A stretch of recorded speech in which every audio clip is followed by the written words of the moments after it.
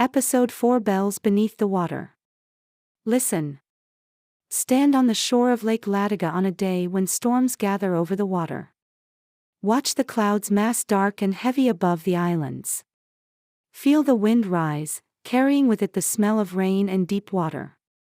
Watch the waves build, no longer the gentle lapping of calm days but rolling swells that crash against the rocks with force enough to shake the ground beneath your feet. And listen. Some say that if you listen carefully during these storms, when the wind howls and the waves rage, you can hear something beneath the roar of water and weather. A sound that doesn't quite belong to nature. A metallic resonance, deep and sonorous, rising from the lake's depths. The ringing of bells that have not hung in any tower for more than 400 years. Bells that sleep beneath the waves. This is the story the people of Lake Ladoga told Theodore Schwint. This is the legend that has persisted through centuries, passed from generation to generation, from grandparents who remembered the old monasteries to grandchildren who knew them only as ruins and stories. This is a tale of faith and destruction, of what we try to save when everything else is lost, and of the stubborn hope that what is hidden can someday be recovered. This is the story of the bells beneath the water. The island sanctuaries. Before we speak of destruction, we must first understand what was destroyed. In the medieval period, the Lake Ladoga region was dotted with Orthodox Christian monasteries. These were not mere churches but complete communities, centers of learning, prayer, agriculture, and cultural preservation. Monks lived in these establishments year-round, maintaining routines of worship that stretched back centuries, copying manuscripts, teaching, farming, and serving as spiritual anchors for the surrounding population. The most significant of these on the northwestern shore was the monastery at Kannansaari, a small island just 2 versts from the Kurkijoki church, easily visible from the mainland shore. When Schwint visited in 1879, no monastery stood there any longer. The island was farmland and meadow, unremarkable except for the names the landscape still bore: Lake Ladoga, the landing rock, where boats had once brought pilgrims and supplies. Lavamaki, the summit from which, legend said, the monks had cast their bells into the lake when enemies approached. Kirkoma, church ground, a plot of land with a rocky outcropping where the church itself had stood. The monastery's origins were lost to time. Local tradition held that it had been ancient even when other churches in the region were new, a foundation from the early days of Orthodox Christianity's spread into Karelia. Whether it dated to the 12th, 13th, or 14th century, no one could say with certainty by Schwint's time. But everyone agreed it had been there for many generations before it was destroyed. A second monastery stood at Heinasenma, on another island in the Lake Ladoga archipelago. Like Kannansaari, it was a complete religious community, self-sufficient and spiritually vital. Pilgrims came to both monasteries, seeking blessings, bringing offerings, participating in the elaborate liturgical celebrations that marked the Orthodox calendar. And on the mainland, at Orchestra in the Salmi region, stood a church that local tradition claimed was 300 years old when it was destroyed, suggesting a foundation perhaps in the 1200s or 1300s, making it one of the oldest religious structures in the entire Lake Ladoga area. These were not primitive buildings. Monastic communities of this period, even in relatively remote regions, represented significant cultural and economic investments. They required skilled craftsmen to construct, accumulated libraries of liturgical books and religious texts, possessed icons and ritual objects of considerable value, and maintained collections of church bells that were themselves precious both materially and spiritually. Bells, in Orthodox tradition, are more than mere timekeepers or call to worship signals. They are sanctified objects, blessed and dedicated, their voices considered a form of prayer itself. The sound of church bells was believed to drive away evil spirits, to sanctify the air they rang through, to carry the faithful's prayers toward heaven. A monastery's bells were, in a very real sense, part of its spiritual identity. To lose the bells was to lose the voice of the church itself. The storm of war. The specific war that destroyed these monasteries is, like so many events in folk memory, somewhat unclear in the story Schwint collected. When the Swedes came, was the usual formulation. during the Great War. When the land changed hands. From historical records, we can narrow the timeframe somewhat. The most devastating Swedish incursions into the Lake Ladoga region occurred during the late 16th and early 17th centuries, particularly during the conflicts between Sweden and Russia for control of the eastern Baltic and northwestern Russia. The time of troubles in Russia, 1598 to 1613, saw Swedish forces penetrate deep into northwestern Russia, occupying significant territories. Later, during the Ingrian War, 1610 to 1617, Swedish armies swept through the Ladoga region again. These were not simply military campaigns in the modern sense, armies meeting on designated battlefields. These were wars of territorial conquest that involved the systematic destruction of the enemy's infrastructure, economic base, and morale. Monasteries, as wealthy institutions with symbolic importance, were prime targets. Protestant Swedish forces had additional motivation to destroy Orthodox monasteries beyond mere military utility. This was an era of intense religious conflict in Europe. Catholic fought Protestant, Protestant fought Orthodox, each side often viewing the others not merely as political enemies but as spiritual threats. Destroying a monastery was simultaneously a military, economic, and religious act, removing a center of enemy faith while appropriating its wealth. So when Swedish armies approached the Lake Ladoga monasteries, the monks faced a terrible certainty: their institutions would be destroyed. The only question was what, if anything, they could save. The desperate salvage. Imagine being a monk at Kannansaari when word arrives, a Swedish army is coming. You have days, perhaps only hours, to make decisions that will determine what survives of your community's centuries of accumulated spiritual and material culture. What do you save? What do you abandon? How do you choose? The answer, according to the stories preserved around Lake Ladoga, was clear: save what is most sacred and most valuable, and hide it where the enemy cannot follow. At Kannansaari, the monks made their choice. They would save the bells and the monastery's treasures, its gold and silver liturgical vessels, its most precious icons, perhaps its library if it could be transported. But these items were heavy, especially the bells. Moving them would require significant effort and, crucially, secrecy. The hiding place had to be secure not just against immediate Swedish search but against future treasure hunters who might come looking once the war ended. The story, as people told it to Schwint, had specific, vivid details. 6 horses were harnessed to pull the treasures, suggesting a very substantial weight, perhaps hundreds of kilograms of bells and other precious objects. The monks transported everything from Lavamaki, the summit on Kannansaari, across the narrow strait to the mainland, to a place called Sattalakivi, the saddle stone. There, at a specific location known to the monks but successfully hidden from everyone else, the bells and treasures were cast into the lake. Some versions said they were lowered carefully. Others said they were simply thrown in with stones piled on top to conceal them and to ensure they stayed submerged. The depth at this location is significant. Lake Ladoga, while shallow in some areas, has depths exceeding 200 meters in places. Even near shore, depths of 20 to 30 meters are common. At such depths, recovery would be nearly impossible with the technology available in the 16th or 17th century, or indeed for centuries afterward. The bells sank into darkness, into cold water, into silence. At Heinasenma, the story was similar. That monastery too cast its bells into the lake when destruction came. The specific location was lost, but the act was remembered. And then the Swedish forces arrived. They burned the monasteries. They killed or scattered the monks. They ransacked the buildings, taking what portable wealth remained and destroying what they couldn't carry. The churches that had stood for centuries were reduced to ash and rubble in hours. At Orchestra, the 300-year-old church met the same fate. Its chronicles, its accumulated wisdom and recorded history, turned to ash.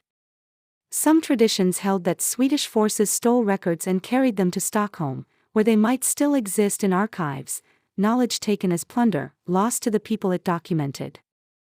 The monasteries were gone. The monks were dead or exiled. The books were burned or stolen. The icons were destroyed or looted. But the bells remained. Hidden. Safe. Waiting. The legend grows. In the centuries after the monastery's destruction, the story of the hidden bells took on additional layers of meaning and mystery. People began to claim they could hear the bells ringing from beneath the water. During storms, especially, when waves crashed and wind howled, some said they heard a sound that was not quite natural, a deep, resonant ringing that seemed to come from the lake itself. Were they really hearing bells? Or were they hearing what they expected to hear, interpreting the complex acoustics of storm-tossed water through the lens of the story they knew? There are, it should be noted, natural phenomena that can create bell-like sounds in water. Underwater cavities can create resonance. Stones grinding against each other in wave action can produce metallic tones. The human auditory system, especially in high-stress conditions like storms, is remarkably good at finding patterns in noise, including patterns that aren't actually there. But the people of Lake Ladoga were not interested in acoustic analysis. They knew what they heard, the bells, ringing from their graves, calling to the faithful, refusing to be silenced even by destruction and centuries of burial. The legend served multiple purposes. It kept alive the memory of the monasteries, ensuring that later generations would know what had once stood on these islands. It provided a kind of spiritual comfort. The church might be destroyed, but its voice persisted, literally crying out from the depths. And it maintained hope. The bells were not lost permanently but only hidden, waiting for the day when the rightful heirs could return and recover them.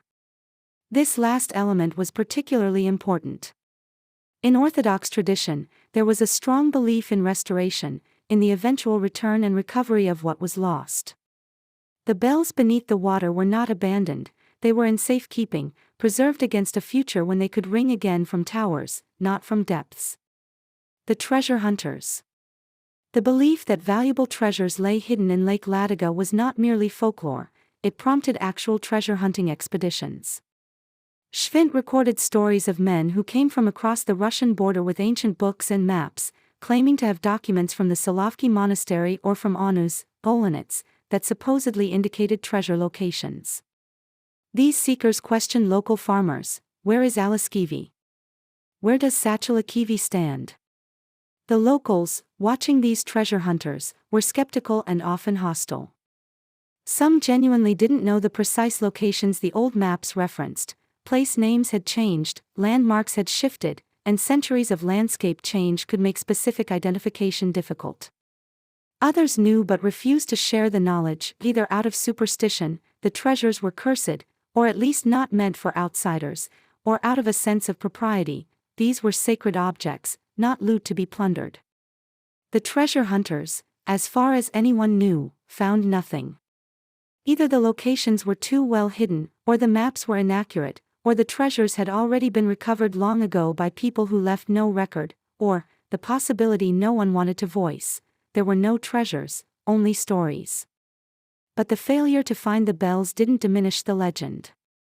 If anything, it enhanced it. The fact that people with maps and books and determination couldn't locate the treasures proved how well hidden they were, how effective the monks' desperate salvage operation had been. And the legend acquired a new element, one that Schwint recorded: the treasures burn beneath the earth, or water. They are guarded by the dead. Those who seek with greedy hearts will find doom instead. For every coin stolen, for every grave defiled, the ancient curse awakens and the earth turns wild. This notion, that the treasures were not merely hidden but actively protected by supernatural forces, that attempting to recover them with impure motives would bring disaster, transformed the hidden bells from simple lost property into something more complex. They became a kind of moral test. Only the rightful heirs, seeking recovery for proper purposes, to return the bells to worship, to restore the church, could hope to succeed. Treasure hunters motivated by greed would be thwarted, cursed, or worse. Whether anyone actually suffered misfortune from treasure hunting at Kannansaari, Schwint did not record. But the warning was clear: These were sacred objects, and they demanded sacred respect. Faith in ruins. By the time Schwint visited in 1879, more than 2.5 centuries had passed since the monastery's destruction. The people he spoke to had no living memory of the institutions themselves. These were stories passed down through multiple generations. Yet the reverence remained. At Kannansaari, even though no church stood, people still referred to specific areas by their ecclesiastical names. Fishermen passing the island would sometimes make the sign of the cross. The kirkoma, the church ground, was treated with a certain respect, not farmed as intensively as other land. At Orchestra, a new church had been built, not on the exact site of the destroyed one, but nearby. And in its cemetery stood what people called the monastery pine, an enormous tree, 3 spans around, that was believed to date from the monastery period. By the 1870s, it had finally fallen, but even in its fallen state, it was revered as a tangible connection to the lost past. More poignantly, in the cemetery at Orchestra and the old church site, people had found evidence of the destruction Schwint recorded. When plowing the field that had once been church ground, farmers would occasionally turn up pieces of rotted wood, fragments of what might have been coffins or structural timber, proof that something substantial had once stood there and had been violently destroyed. This physical evidence, like the bones at Sakuraro, kept the memory concrete. These were not merely stories but events with tangible remains. Orthodox Christianity survived in the region, of course. The Karelian population remained predominantly Orthodox even under Swedish and later Lutheran Finnish administration. New churches were built to replace those destroyed. Religious life continued. But something had been lost that could not be entirely replaced. The monasteries represented continuity reaching back to the medieval period, accumulated traditions and practices developed over centuries. When they were destroyed, that continuity was broken. The new churches, however sincere the faith they housed, were new foundations, not inheritors of the ancient tradition. The bells beneath the water represented what could not be recovered, not just bronze objects but the unbroken voice of centuries of worship. The metaphor of submersion. There is something deeply powerful about the image of bells ringing beneath water. Bells are meant to be heard. They are instruments of communication, of announcement, of calling people together.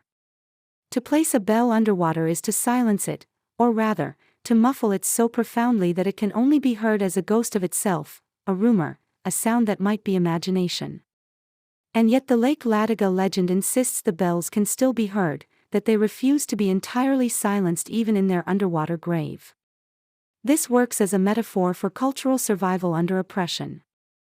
The Orthodox Karelian culture of the Lake Ladoga region faced repeated attempts at suppression, Swedish Protestant pressure, Russian Orthodox centralization that viewed local practices as provincial and incorrect, later Soviet atheist persecution.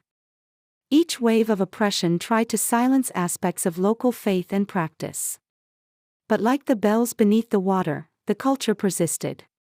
Changed, muffled, sometimes barely audible, but never entirely gone.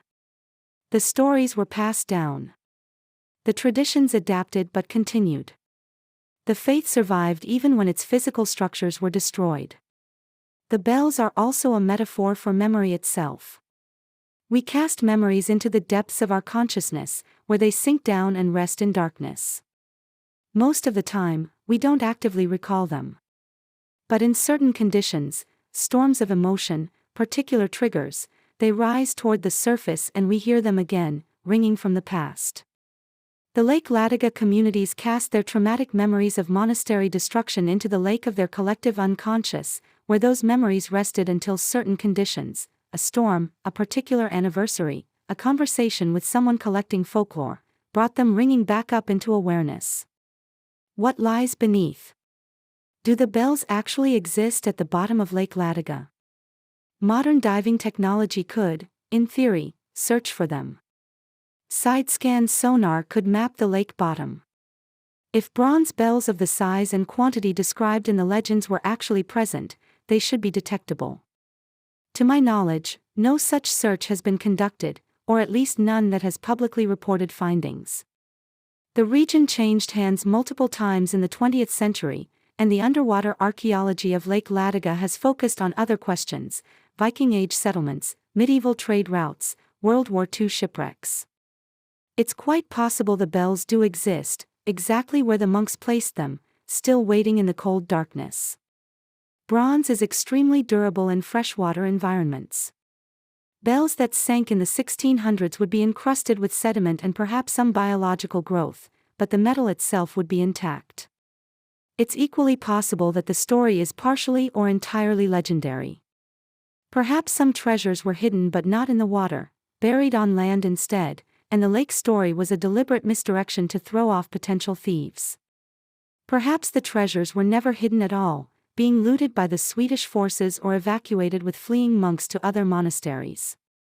Or perhaps there were no treasures to begin with beyond those that could be carried away. The Kannansaari and Kannansaari monasteries might have been much more modest institutions than later legend suggested, with bells of wood and rope rather than bronze, with icons of paint on wood rather than precious metals. The historical record is silent. We have the legends and nothing more. But here's what's interesting: it doesn't actually matter, in terms of the story's meaning, whether the bells are physically present. What matters is that people believed it strongly enough to pass the story down through centuries, to tell it to Schwint with precise details and evident conviction. The bells might be bronze objects at the bottom of a lake. Or they might be something else entirely, the sound of a culture's memory, ringing from the depths of time, refusing to be silenced. Listening across centuries. Stand again on that storm-lashed shore. The waves crash. The wind howls. And if you listen, truly listen, with imagination and empathy, with awareness of all that this place has witnessed, can you hear them? Not literally, perhaps. Not with your physical ears registering actual bronze vibrations transmitted through water and air. But with your mind's ear, informed by Schwint's careful recording and the songs that keep these stories alive, you can hear something. You can hear the voice of a community trying to save what mattered most when everything else was being destroyed. You can hear the desperate hope that what is hidden can someday be found. You can hear the stubborn insistence that faith survives even when churches burn. The bells beneath the water are ringing still, in the stories we tell, in the memories we preserve, in our refusal to let the past be entirely lost. This is what folklore does: it preserves in story what cannot be preserved any other way. It turns events into legends, yes, but legends that carry truth. Not always factual truth about precise dates and locations, but emotional truth about what people experienced and how they chose to remember it. The monastery at Kannansaari is gone. The bells, if they exist, lie silent in darkness. But the story lives. And through the story, we can still hear what those bells represented: faith, community, sacrifice, hope. Listen. The bells are ringing. They're ringing right now, in the words you're reading, in the images forming in your mind, in the connection you're making across centuries to people who stood on these same shores and faced their own catastrophes and tried to save what they could. The bells beneath the water are singing still.